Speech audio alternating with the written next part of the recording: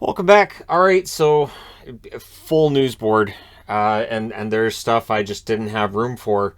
So yeah, it's a busy day because the protocol list keeps we we may see AHL teams at some point. I don't know. So capacity at all sporting events in Ontario, if it has a capacity of 1,000 or higher, will be reduced 50%. I have a feeling this is going to be coming to most provinces in Canada. And so that's happening in Ontario first, and it'll likely end up happening elsewhere too. And that's going to affect the Leafs. The interesting thing is Ottawa really hasn't been drawing that well, and so yeah, we'll see how long this goes on for, but it's going to go on for a while. And in some way, this is kind of on the NHL. As soon as they announced that, well, we should be good and the cap will be all paid off in a couple years, look what we did. It reminded me of the really rosy economic picture they provided in January of 2020, and then 6 weeks later, everything fell apart. So, on some level, this is all Gary Bettman's fault. But anyways, yeah, so it'll be 50% capacity. I have no idea how they're going to decide which tickets are going to be refunded for Toronto games, but we're here and we'll see how it goes. There's been a minor trade, so the St. Louis Blues get future considerations back for John Gillies. He only played the one game for St. Louis. What this does for New Jersey is it means that with Bernier out, Gillies will be the backup for Blackwood. It allows Schmid to go back down to the minors and keep learning the trade. I guess they don't figure that Schmid or Dawes are ready yet. So adding Gillies, kudos to John Gillies. Like I said, when I was talking about Gillies and I was talking about the Charlie Lindgren Revenge Tour, I would love to see these guys get jobs in the NHL, even if it's just for a little while. And there you are. Binnington's been activated by the St. Louis Blues as well. We don't know when he's coming back. We know that he's cleared to practice, though. So that's good news. That's the thing. Guys are going on the list. Guys are coming off the list. The thing is, guys are going on to the protocol list a lot faster than they're coming off. Speaking of which, Nashville, who likely don't play tomorrow. I would think they're probably not playing tomorrow. Coach Hines, as well as 6 of their players have been added, and their staff members as well that have been added to the protocol list. I get the feeling Nashville's probably going to be one of the teams that gets shut down with this. One team that's not getting shut down, though, is Carolina. Carolina had no new positives today, so the plan right now, and that plan can absolutely change, is that Carolina's playing tomorrow. So that is the plan. We'll see whether or not they're going to play, but that is the plan right now. Florida, I'm not as convinced that Florida won't as well get shut down. Bennett, Verhaeghe, Gudas, and Montour were all added today. And it's the speed with which these guys get put on the list and all of this that I think is where the NHL will draw the line. But we just never know. Like I said, Carolina's going to play. It's possible that if it stops there, they say, all right, so it stopped there, so we're good. And Florida moves on. They're also moving to daily testing. They've been testing players every 3 days. They're moving to daily. So that might catch some of this too, right? In injury news, Alex Tuch is close to making his debut as a Buffalo Sabre. I think Sabres fans are going to like Tuch quite a bit. As long as that stretch pass is there and he can receive it, I think you're going to like him a lot. He's a fast forward. I think that he's top 6 for Buffalo. He often ended up on the third line in Vegas, but he's a good player and he's still relatively young. So it's going to be interesting to see how things work out for him with Buffalo.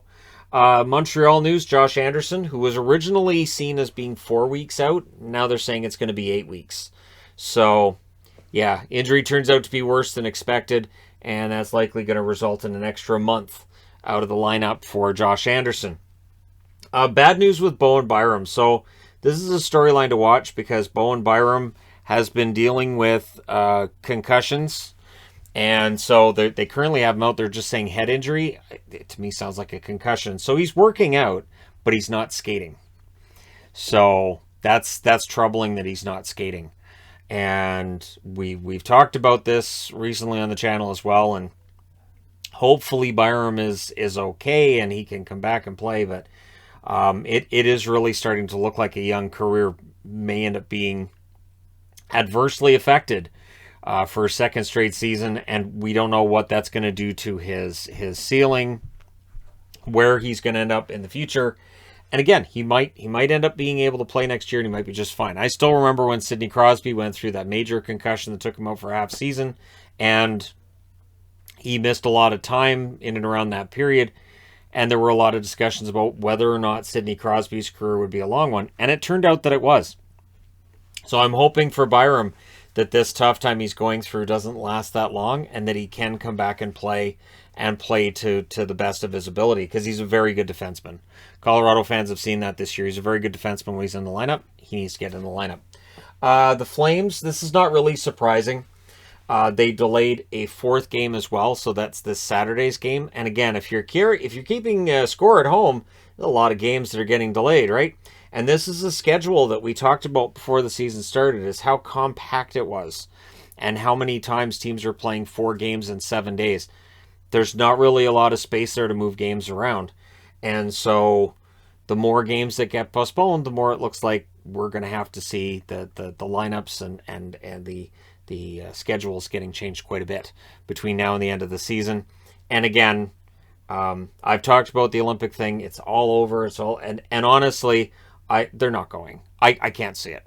So that's just me throwing an opinion out there. They're not going. So, which is what I kind of had that opinion last summer. That's why I didn't do the Olympic rosters as soon as a lot of people wanted me to, because I was like, I don't know if they're going to go. We're still in the midst of all this. I don't know that they're going to end up going.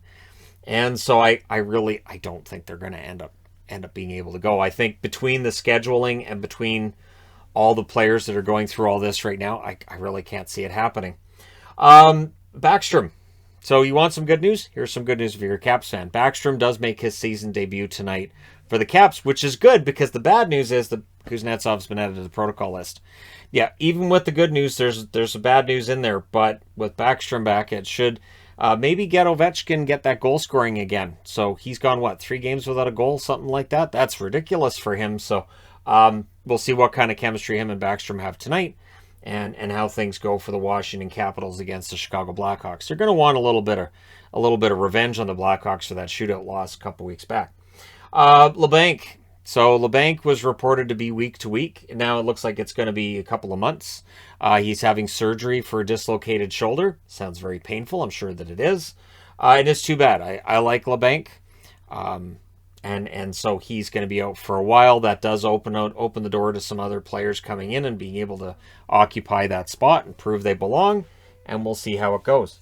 Shellman has had his contract terminated by the San Jose Sharks, and he is apparently headed home to Sweden. So Shellman's out, and so yeah, it's too bad. But again, considering there's 32 teams, there still aren't quite enough jobs for everybody. So yeah, there are players who look like they might have some promise, and then it just doesn't turn out. And maybe if they had another team to go to, that it would. But anyways, Shellman goes home to Sweden. We'll see whether or not he ends up coming back to the NHL in the future. Let me know your thoughts in the comments section below as always. Don't forget to hit like and subscribe if you're browsing your way through. You just happen upon this video. Thank you guys so much for watching, for all your support. I will talk to you again soon.